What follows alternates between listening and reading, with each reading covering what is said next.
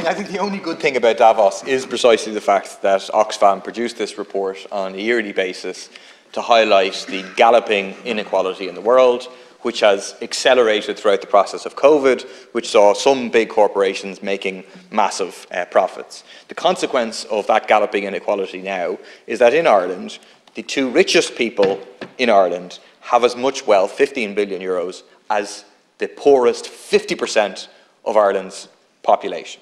1% have, and the number of super rich people have doubled. I mean, like, do you have a problem with that? Or do you think that that's just like, well, that's kind of the price of capitalism, is that these people gather all the wealth, but sure, some of it trickles down? Because all the evidence suggests that the money is not trickling down. Instead, it continues to flood upwards, and then you're precisely resistant to proper taxes on corporations, wealth taxes, to try to actually use some of this revenue to benefit the majority in the society. Taoiseach, to conclude. I just have a different perspective on it than you. I don't think our endpoints are different. I just have a different perspective on it. It's your view that higher taxes always result in more revenues for the government, which we can then spend on health and housing and everything else. It's my view is that it's not necessarily like that.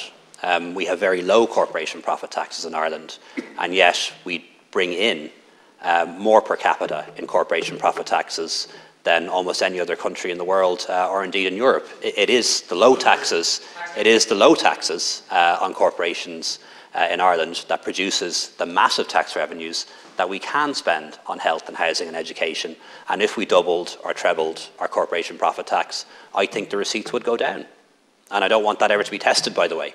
And that's one of the reasons why I'm glad that neither of you are Minister for Finance, because I think you would test it.